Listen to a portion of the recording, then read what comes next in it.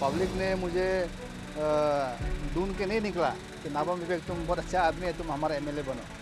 मैंने खुद बोला पब्लिक को कि मुझे एमएलए बना। लेकर जो एनआईटी तक का जो ब्रिज का इशू है, ये सारा डबल लेन जब रास्ता एक बार बनता है वो हमेशा के लिए रहना चाहिए। और रास्ता इसलिए बनता है कि तो 2-3 गाड़ी का आना जाना हो सके। तो इस यहाँ का लोगों का मुझे पता है कि वो लोग ऑलरेडी कहीं पर 9 मीटर, कहीं पर 10 मीटर निकाल के रखा है। तो वो लोग मेमोरेंडम सबमिट किया आज इसके लिए। तो मैंने भी राजी किया इस फाइनेंशियल ईयर में इस रास्ता के लिए मैं कुछ पैसा दे दूंगा। और ये अगला समय पर जब मिलेगा ये बड़ा रास्ता होना चाहिए। ये अप्रिसिएशन को अच्छा बात है, शायद उसने अच्छा काम किया होगा, लेकिन इसको अप्रिसिएशन को मैं तभी और अच्छा से मानूंगा अगर दोबारा उसको अनप्रोटेस्ट देता है तो।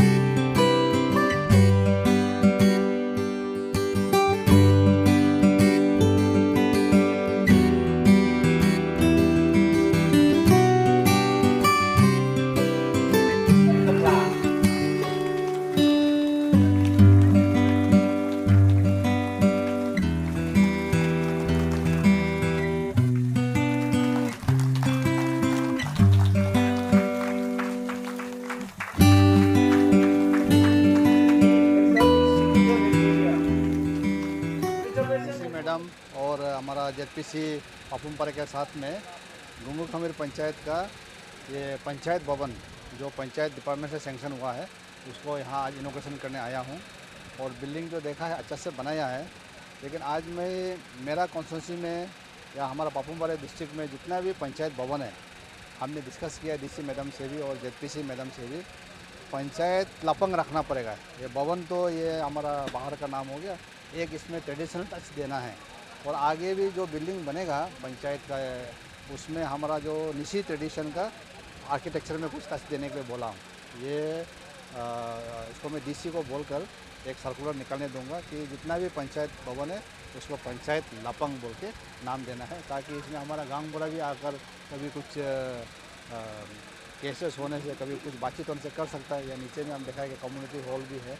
तो इसलिए यहाँ का जो अभी एनआईटी का हाईवे से लेकर ये ग्राउंड तक ये खमीर से गुंगू जाने का जो रास्ता है आप जो बोल रहा है, ये रास्ता काफ़ी छोटा है।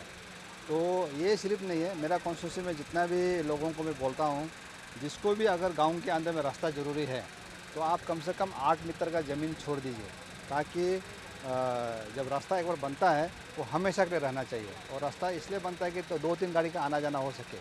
तो इस यहाँ का लोगों का मुझे पता है कि वो लोग ऑलरेडी कहीं पर 9 मीटर, कहीं पर 10 मीटर निकाल के रखा है। तो वो लोग मेमोरेंडम सबमिट किया आज उसके लिए। तो मैंने भी राजी किया कि इस फाइनेंशियल ईयर में इस रास्ता के लिए मैं कुछ पैसा दे दूंगा। और ये अगला समय पर जब मिलेगा ये बड़ा रास्ता होना चाहिए। ये सिर्फ खमीर और सौंदोपोता के लिए नहीं है। मेरा जो 14 डेमू कॉन्स्टिट्यूंसी का मैं विधायक हूँ और पीपीए का मैं सारा स्टेट का प्रेसिडेंट हूँ।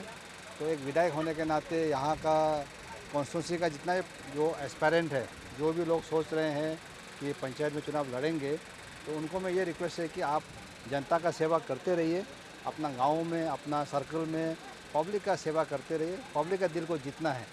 तो पब्लिक का दिल जीतने के बाद जब समय आएगा, कम से कम सितंबर अक्टूबर को हम पब्लिक को पूछताछ करेंगे।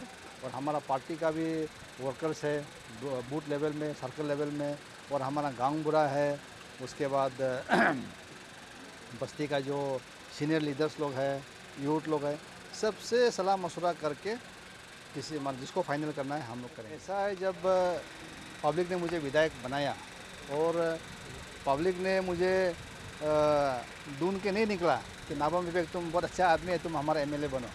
मैंने खुद बोला पब्लिक को कि मुझे एमएलए बनाओ, है कि नहीं?